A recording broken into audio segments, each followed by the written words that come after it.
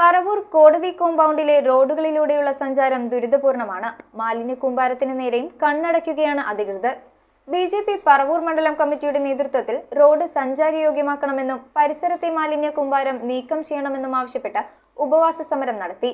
BJP. ജില്ലാ president advocate KS. Shaiju ഉപവാസ സമരത്തിന്റെ ഉദ്ഘാടനം നിർവഹിച്ചു. പൊട്ടിപ്പൊളിഞ്ഞ കോടതി പരിസരം സഞ്ചാരയോഗ്യമാക്കുക, എം.എൽ.എയുടെയും നഗരസഭയുടെയും അനാസ്ഥ അവസാനിപ്പിക്കുക, കോടതി പരിസരത്തെ മാലിന്യ കൂമ്പാരം നീക്കം ചെയ്യുക തുടങ്ങിയ ആവശ്യങ്ങൾ ഉന്നയിച്ചായിരുന്നു ബി.ജെ.പി. പറവൂർ മണ്ഡലം കമ്മിറ്റിയുടെ നേതൃത്വത്തിൽ കച്ചേരിപ്പടിയിൽ ഉപവാസ സമരം നടത്തിയത്. ബി.ജെ.പി. ജില്ലാ പ്രസിഡന്റ് അഡ്വക്കേറ്റ് കെ.എസ്. ഷൈജു സമരം ഉദ്ഘാടനം ചെയ്തു.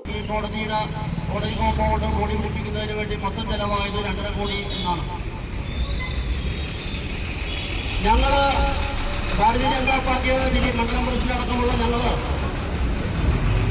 ഒരു സമയം ടേപ്പൊക്കെ നിന്ന് അളന്നു നോക്കി എത്ര സ്ക്വയർ ഫീറ്റ് ടൈലിട്ടുണ്ടെന്ന്.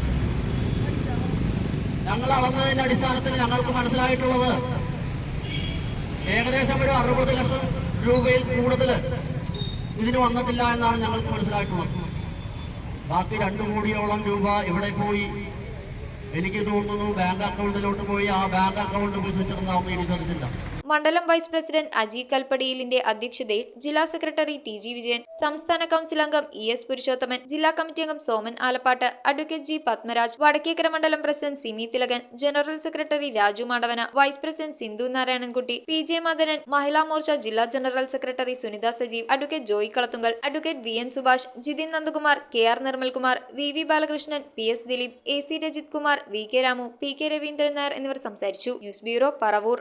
ആദ്യ കാഴ്ചയിൽ നിങ്ങളുടെ മനസ്സിൽ പതിയുന്ന ലൈറ്റ് വെയ്റ്റ് സ്വർണ്ണാഭരണങ്ങളുടെ വൈവിധ്യമാർന്ന കളക്ഷൻസ്.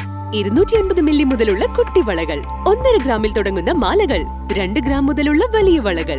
Aleena golden diamonds.